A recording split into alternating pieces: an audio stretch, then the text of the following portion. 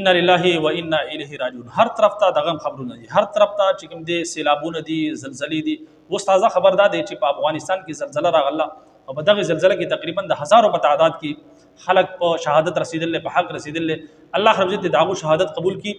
یقیني طور پر کومه تاسو ګوري هر طرف ته سیلابونه دي، زلزلې دي، طوفانونه دي، تباہی او بربادي ده. د دې وجه څه ده؟ تیر شو ورځو کې تاسو کاته چې په بونیر کې سیلاب راغی، هغه کورونه ویل د خلکو ډیر ش خلک به چې کوم دي هغه په حق ورسېده د دنیا نه لاړو. داغو چې کوم کورونه داغو نام نشان ختم شو. اوس په افغانستان کې دا زلزلہ رااله. یقیني طور پر د دې وجوهات څه دي؟ الله رب عزت په قران مجید کې واضح پیغام ورکړل. یاد وساتئ مسلمانانو، دا پیغام د ټولو مسلمانانو لپاره دی او دا پیغام د سره مخ کې خور کوي چې چېرې موږ الله رب العزت دا کلام مخې ته نه ګورو. الله رب العزت موږ تاسو ته کوم تنبیه را کړل دا مخې ته نه ګورو او موږ خپل اعمال نه بدلو، نو یاد وساتئ دا حالت په دغه شانتي راځي او زمونږ د حالات ګورې بیا نه بدلیږي. الله رب عزت په قرآن مجید کې فرمایي ظهر الفساد فی البر والبحر. پس مکه باندې په دریاونو کې چې کوم دی فساد ظاهر شو، طوفانونه، سیلابونه او زلزلې، هر طرف ته تباہی، بربادي، فساد چې کوم دی شروع شو. د څه وجې نه؟ الله رب عزت فرمایي بما کسبت ایدی الناس، د خلکو د اعمالو په وجه باندې په وچه او په تری باندې فساد ظاهر شو. دا د څه وجې نه؟ زمونږ ستاسو د اعمال په وجه باندې. بیا مخکې الله رب فرمایي لیذیقهم بعض الذی عملوا لعلهم یرجعون، تاکہ الله رب عزت هغو ته هغه مزه چکاو کی د عذاب، شاید چې دو الله رب عزت طرف ته متوجه شي. یعنی د دې وجې لپاره چې الله رب العزت نافرمانی په دې ځمکه باندې دومره عام شي چې د هغې په وجه باندې بیا سیلابونه راشي، د هغې په وجه باندې بیا زلزلې راشي، فساد جوړ شي. دا ګوره الله رب العزت العیاذ بالله څه ظلم نه دی، بلکې زمونږ ستاسو اعمالو په وجه باندې دا فسادات برپا کیږي. دا په خپله رب کائنات په قرآن مجید کې فرمایي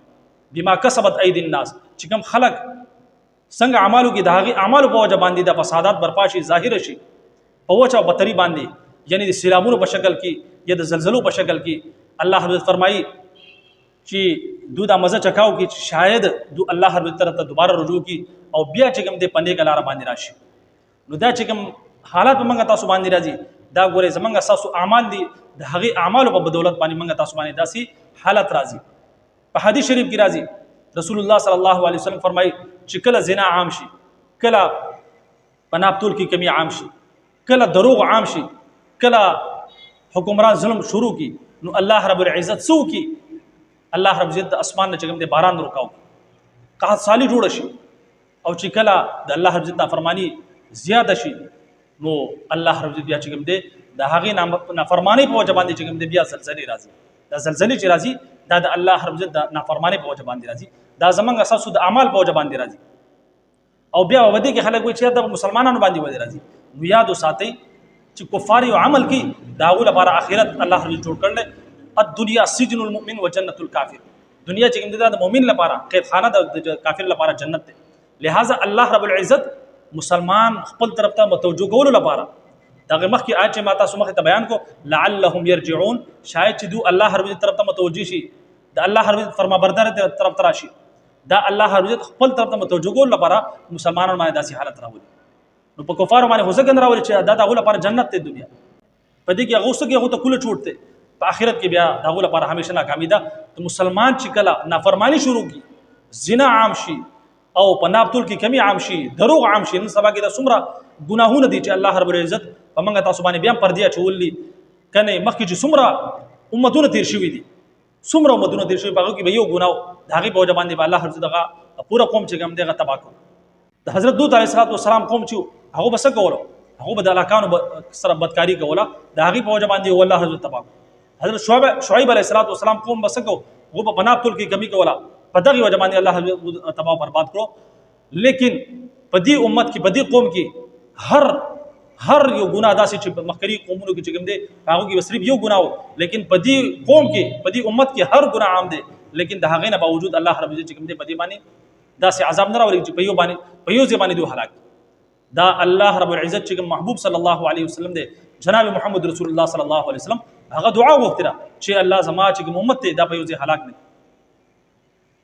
زمونږ اعمال چې کوم دي هغه د دې لایق دي چې د الله رب عزت د اسمان نه چې کوم دی کاڼي نه وري، نو دا د الله رب عزت په موږ تاسو باندې ډېر غټ فضل او کرم. نو پکار دارا چې موږ الله رب عزت ته متوجه شو دا ګناهونه پریدو دا چې کوم دا زلزلې راځي سیلابونه راځي طوفانونه راځي دا زمونږ خپل اعمال دي چې دا هغه اعمالو په بدولت باندې موږ تاسو باندې تاسو حالت راځي کچې موږ تاسو الله رب عزت طرف ته متوجه کیږو نو په دغه ګناهونو کې بیا مبتلا یاد وساتئ دا زلزلې سو چې د دینه سخت زلزلې د دینه سخت چې کوم دي حالات سخت سیلابونه طوفانونه د الله رب عزت طرف راتلی شي پکاردار چې دا د دینه موږ تاسو عبرت حاصل کو الله رب عزت ته متوجه شو دا حالت ذکر راځي چې الله رب عزت فرمایي چې شاید د خلق ما طرف ته متوجه شي لیکن د هغې نه باوجود که موږ الله عزت طرف ته نه متوجه کېږو بیا یاد وساتئ بیا چې کوم دی زموږ ستاسو په هلاکت کې ګورې څه تردد نشته او دا چې کوم زلزلې دي په دې حوالې سره په حدیث شریف کې راځي چې په قرب قیامت چې کله راشي چې کله قیامت نږدې شي نو په کثرت سره چې کوم دی زلزلې به عام شي یعنی په ډېر کثرت سره به زلزلې راځي نو دا د قیامت په علاماتو کې چې کوم وړه علامت دي دا په هغې علاماتو کې راځي چې کوم دا زلزلې راځي په مختلفو ځایونو کې په کثرت سره نو دام د قیامت چې کوم علامت دي په هغې علاماتو کې دي لیکن ورسره سره زمونږ ستاسو چې کوم خپل اعمال دي د هغې په وجه باندې دا فسادات د ځمکې او دغه شانتې دریاونو چې کوم فسادات راځي د سیلاب په شکل کې د زلزلو په شکل کې د آندي طوفانونو په شکل کې د الله حضرت په قرآن مجید کې فرمایي چې دا ستاسو د اعمالو په بدولت راځي او په بل ځای کې الله حضرت فرمایي ان الله لا یغیر ما بقوم حتى یغیروا ما بانفسهم الله رب عزت د هغې قوم حالت نه بدلی چې کوم قوم ځان په خپله نه بدلی نو که چېرې موږ وغواړو چې الله حضرت زموږ حالت بدل کړي په موږ باندې چې کوم دی نیک عادل حکمران راولي زموږ چې کوم مهنګایي ده او هر طرف ته چې کوم مشکلات دي دا ختم کړي دا زلزلې طوفانونه آندي سیلابونه دا ختم کړي د دین زموږ ستاسو حفاظت وکړي نو پکار داره چې موږ خپل ځان بدل کړو موږ خپل ځان د الله رب العزت فرمانبردار بندگانو کې شامل کړو نو بیا به الله رب العزت زموږ ستاسو سره هغه معامله کوي چې څنګه زموږ اعمال ځکه په حدیث شریف کې راځي اعمالکم اعمالکم چې څنګه تاسو اعمال وي دغه شان د تاسو باندې حالت وي دغه شان د تاسو باندې حکمرانان وي الله رب عزت دعا ده چې الله رب عزت موږ تاسو دا د نیک عمل کولو توفیق راکړي خپل د فرمانبرداري او مطابق د ژوندۍ تیرولو کوشش راکړي او د هر قسم نه